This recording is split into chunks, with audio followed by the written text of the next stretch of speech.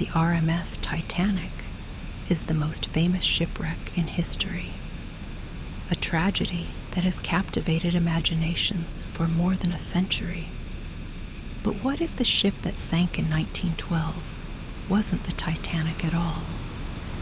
Tonight, we'll drift through some of the most enduring what-if stories and conspiracy theories related to this iconic ship, including the idea that the Titanic was switched for her nearly identical sister ship, the ship's connection to powerful elites, and much more.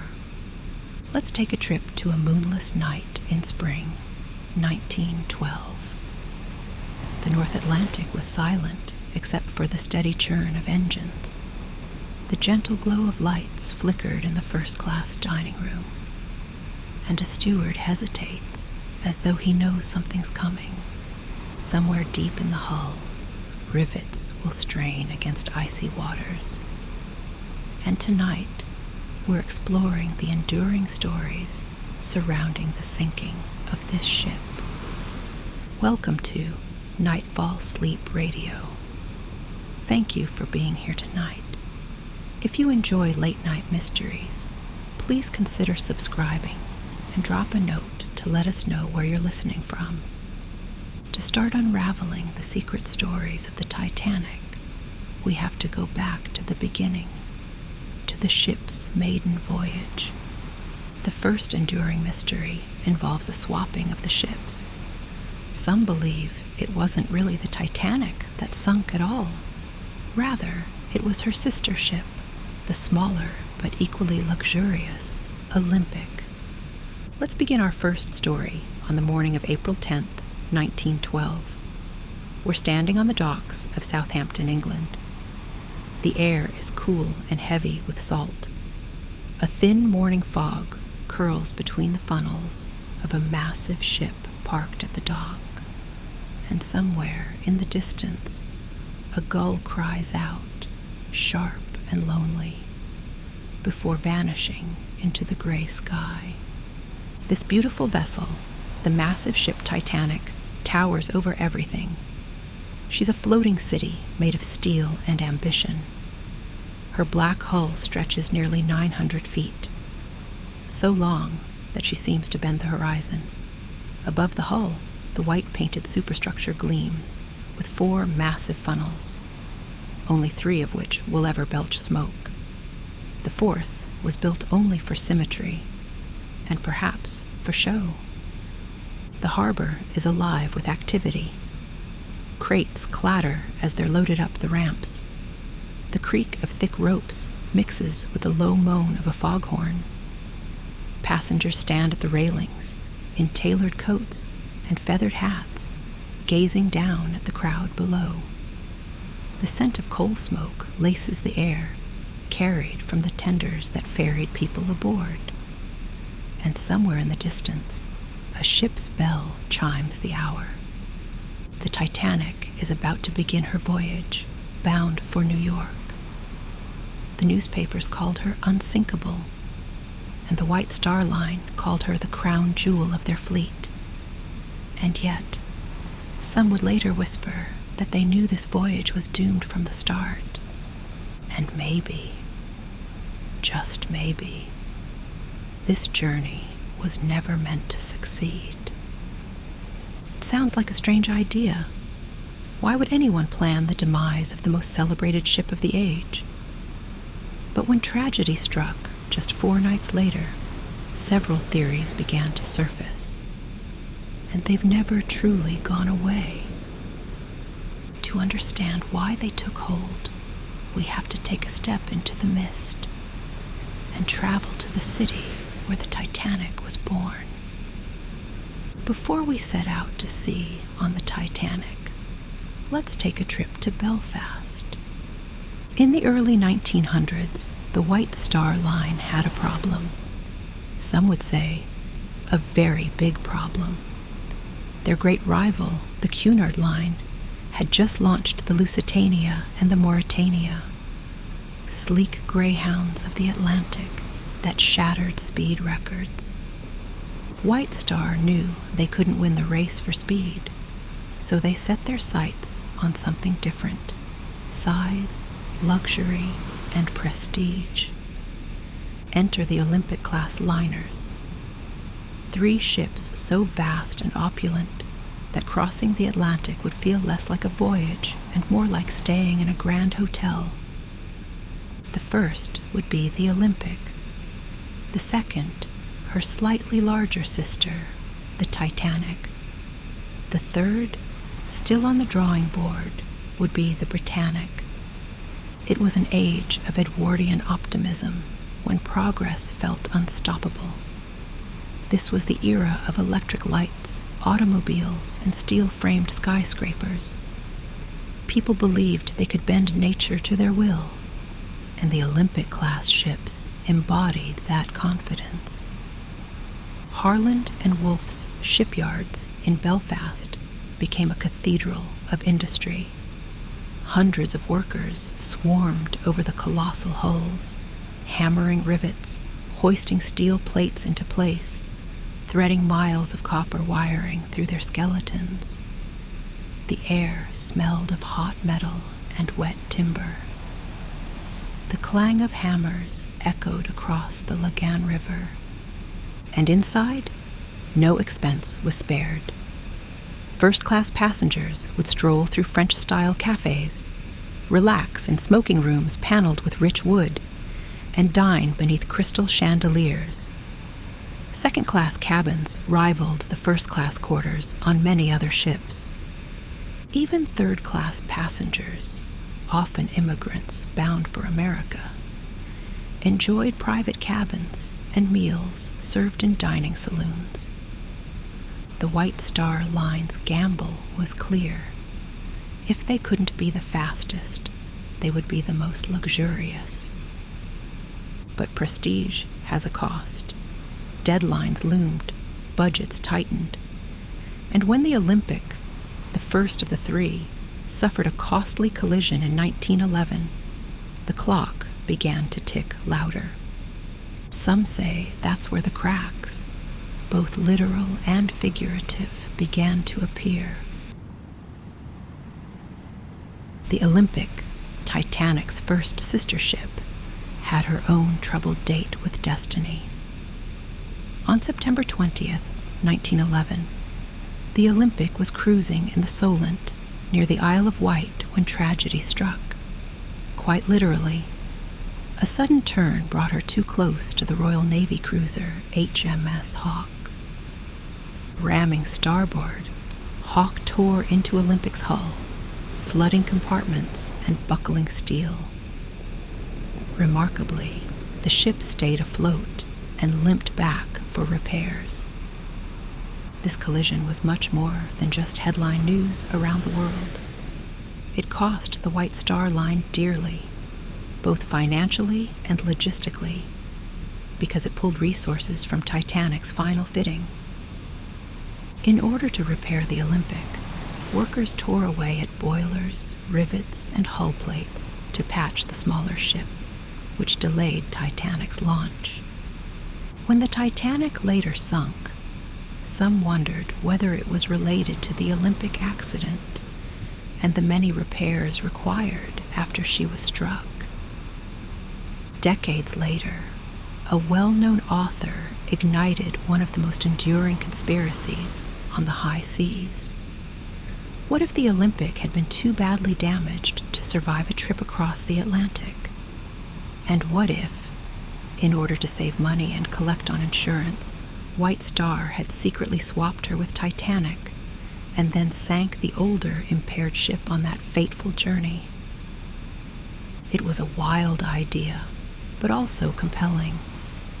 Imagine the hush in Belfast's shipyards, the anxiety of workers and executives watching the 2 giants sway in the same slipway. Could someone really have ordered the ships to be swapped? There was something gripping about that idea. It took hold in popular culture.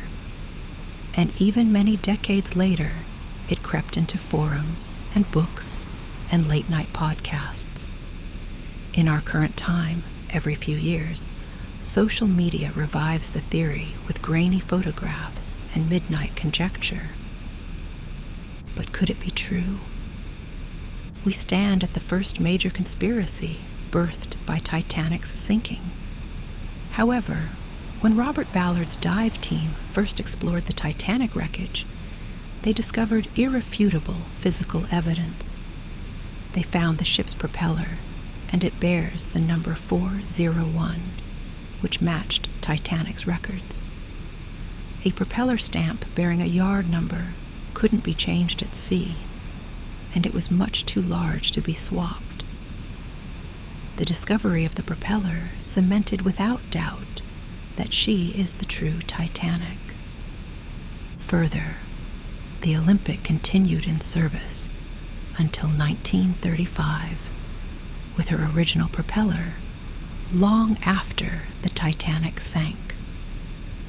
Historians also checked the original plans and images of the wreckage and pointed out the physical differences between the two ships. There were slight variations in vent placement and porthole layouts. The story of the swapped ships may have been disproven by her wreckage and archival records, but it still continues to haunt the human imagination. Let's take our imaginations deeper as we explore the next great story that haunts the Titanic, the story of the banking titans who were lost at sea and the financial fallout from their loss. To get to that story, we'll return to the rhythm of the Belfast shipyard and the opulent luxuries installed there. Belfast was considered the Cape Canaveral of its time. It wasn't just a shipyard. It was an industrial cathedral where Olympic, Titanic, and Britannic were born. Slipways, gantries, and cranes reached high into the air. This was the home to truly massive-scale steel construction. It rivaled any of the many skyscraper projects built around the same time. A constant, vibrant energy filled the air. Rivets were drilled into steel, sending sparks flying, and metal bent under titanic force. The gantry towered into the sky like an iron monolith, over 200 feet tall, built to hoist steel plates into place. Thousands of men and women toiled on these ships. Belfast streets housed entire extended families, shaped by the rhythm of hammer and hoist. Workers knew the cold sting of spray as plate sections were riveted on. They felt exhaustion in their bones after months of hard work, and pride in what they created. A few lost limbs or worse, shipyards were a place where progress and peril had always walked hand in hand. And amid the clang, there were quieter stories too. One was of naval architect Thomas Andrews. He was the ship's chief designer, and later stepped aboard Titanic, knowing that his creation held dreams and destinies. He left Belfast one cool spring day on Titanic, leaving behind his wife and young daughter, Elba. He had designed Titanic to be the greatest vessel ever built. Every detail was first class. He helped create a magical environment where crossing the Atlantic would feel less like travel and more like an extended stay in a gilded mansion. The interior design felt like stately homes of the era, and floating hotel was the phrase survivors used. When Andrews surveyed his design for the first time, he launched into reverie, feeling the polished mahogany under his fingertips, the plush carpets that hushed his steps, and the crystal chandeliers that diffused a soft, candle-like glow.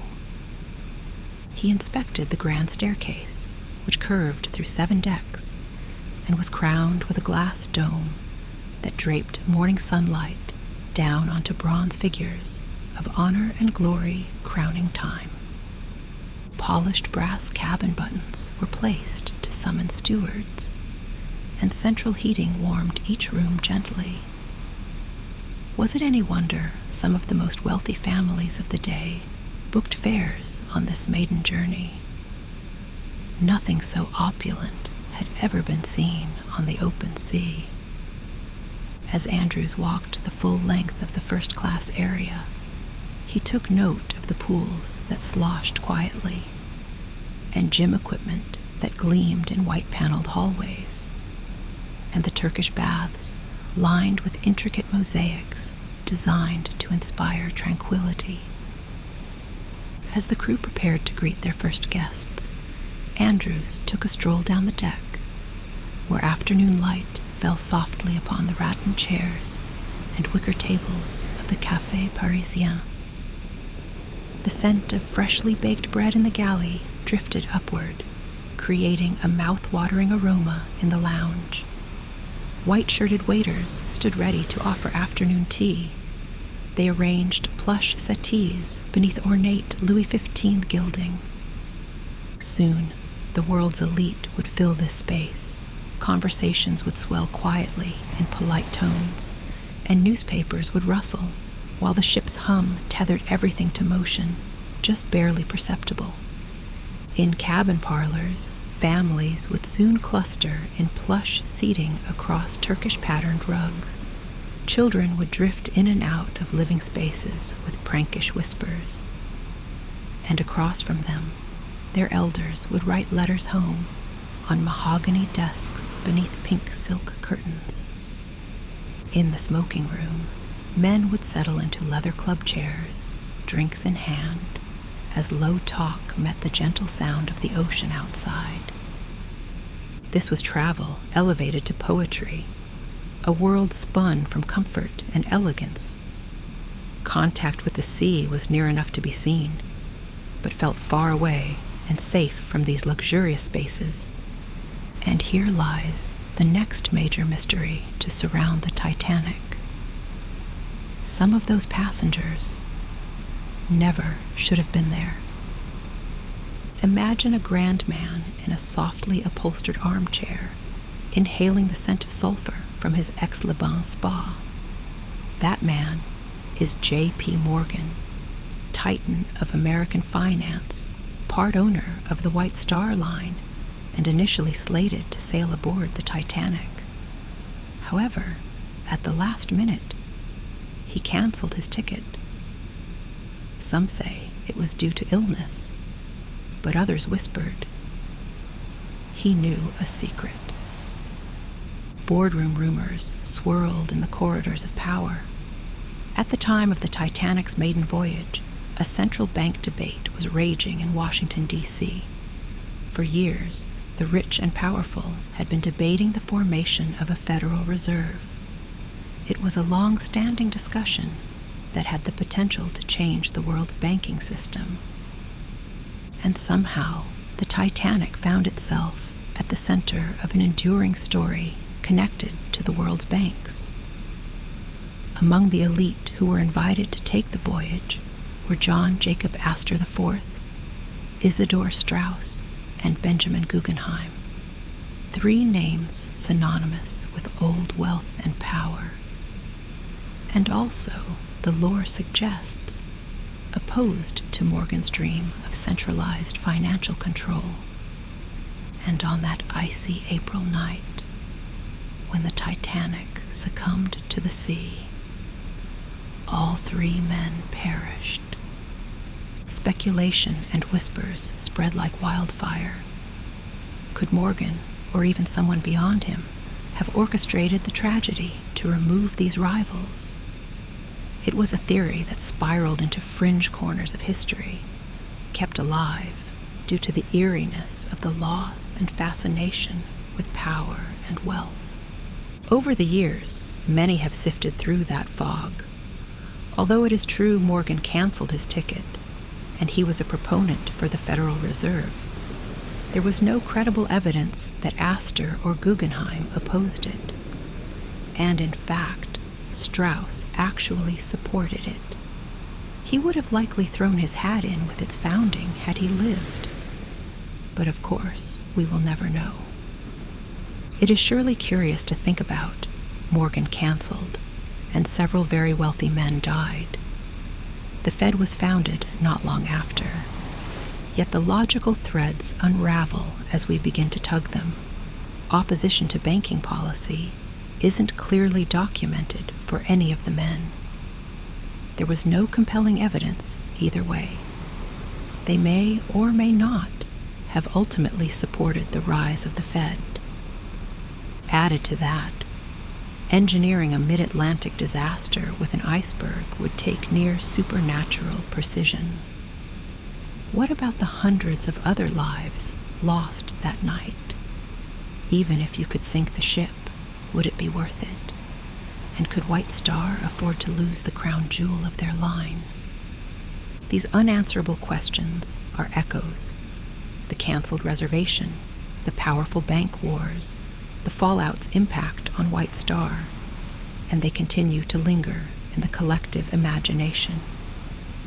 In this telling, they become part of the drift, theories we pass through as we leave this theory behind and allow one final story to continue pulling us forward.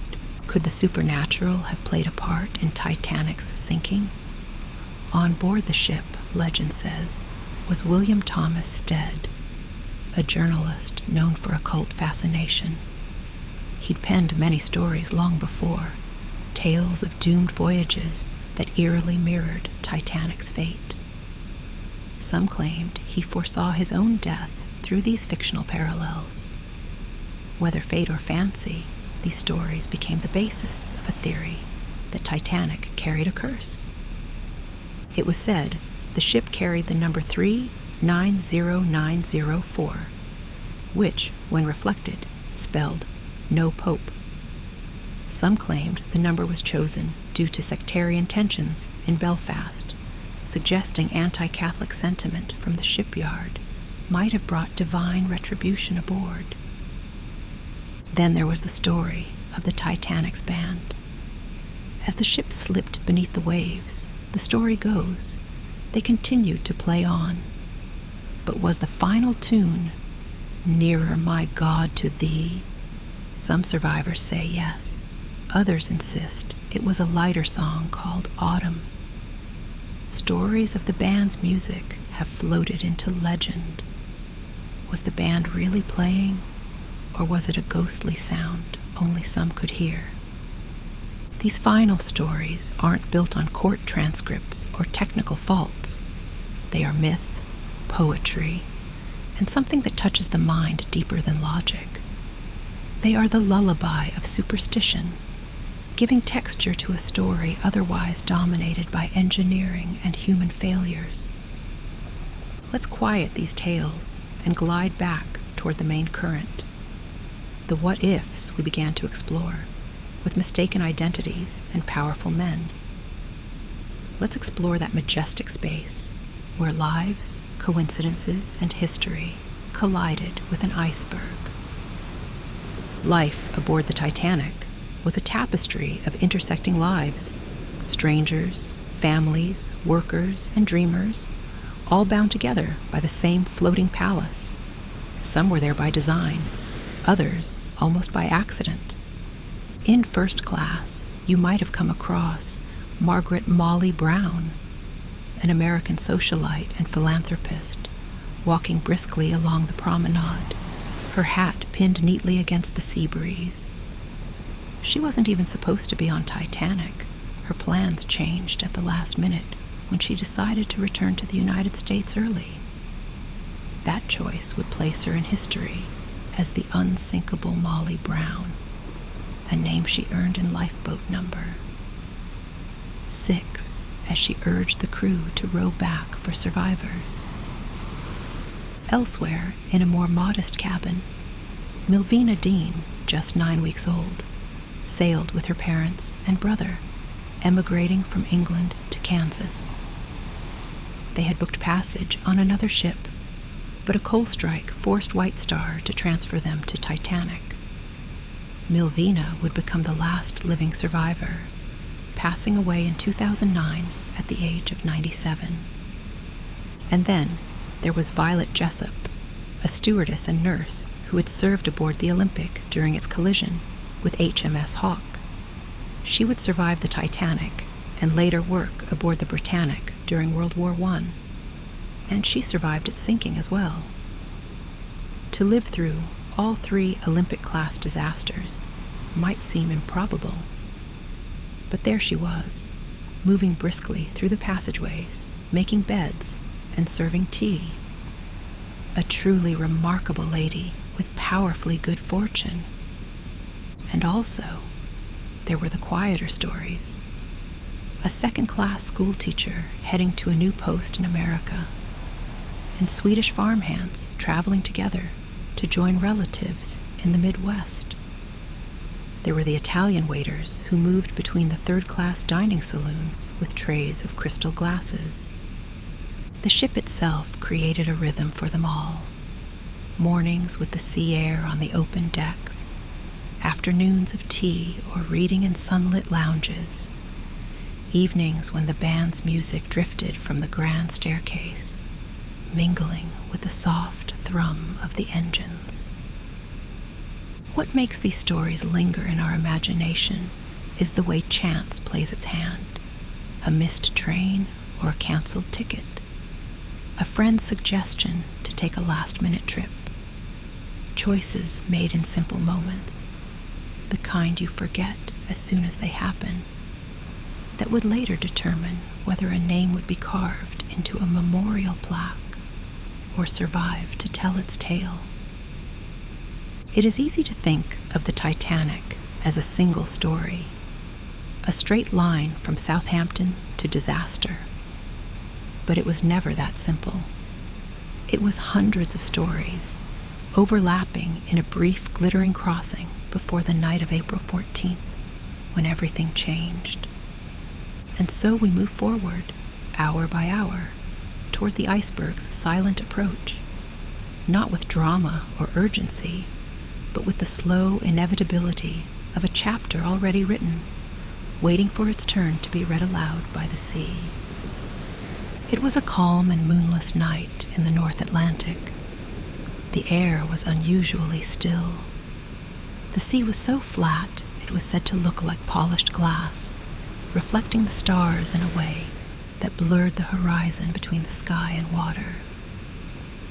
The Titanic moved at just over 22 knots, her engines steady. Many passengers had gone to bed after an evening of music, conversation, and late-night strolls on the promenade. In the smoking rooms, a few lingered over cards and quiet talk. Stewards made their final rounds, securing portholes and straightening the lounges for morning. Shortly before midnight, something dark appeared on the horizon. The ship responded, but not quite quick enough. Naval architect Thomas Andrews, summoned quickly, studied the damage, and knew the truth. There were perhaps 2 hours before the ship would sink. The order was given to uncover the lifeboats. On deck, the night was eerily quiet. Passengers emerged in nightclothes and overcoats, clutching blankets and life jackets hastily tied. Some were calm, others confused. Many still believed Titanic could not sink. By the final moments, the stern rose high, silhouetted against the stars. Lights flickered, then went out. The great ship slipped beneath the surface at 2:20 a.m., leaving a scattering of lifeboats, carrying the living and the vast emptiness of the ocean. From here, the story becomes quieter still, just the aftermath, and the ways in which memory and myth would carry this night into history. The rescue ship Carpathia arrived just after 4 a.m., navigating through patches of drifting ice. Survivors climbed aboard. Blankets and hot drinks were given freely. Somewhere below decks, a ship's cat padded quietly through the galley, unaware of the history unfolding above. In New York, the news traveled fast. Crowds gathered at the White Star Line offices. Inquiries followed in the United States and Britain, producing thousands of pages of testimony. The official cause, a collision with an iceberg. But outside the courtrooms, stories continued to ripple. Some clung to the ship swap theory, pointing to the Olympic's earlier accident and to minute differences in the ship's design. Others focused on J.P. Morgan's canceled trip and the deaths of wealthy men. Still more whispered of curses, omens, and prophecies. The sense that the Titanic's fate had been written when she left Belfast. The Titanic is more than a shipwreck. She is a story, a reminder of ambition and fragility, of lives intersecting by chance, of moments that change everything. The luxury, the calm sea, the midnight collision, they linger in our collective imagination like scenes from a half-remembered dream. Time has made her part of the ocean, a silent monument to the people she carried and the questions she left behind. As we leave her story there, the water grows still and the waves stretch out toward the horizon. The fog closes in like a curtain, and her story quietly fades. Thank you for listening to Nightfall Sleep Radio. We'll see you again on our next imaginative journey. Until then, sleep well.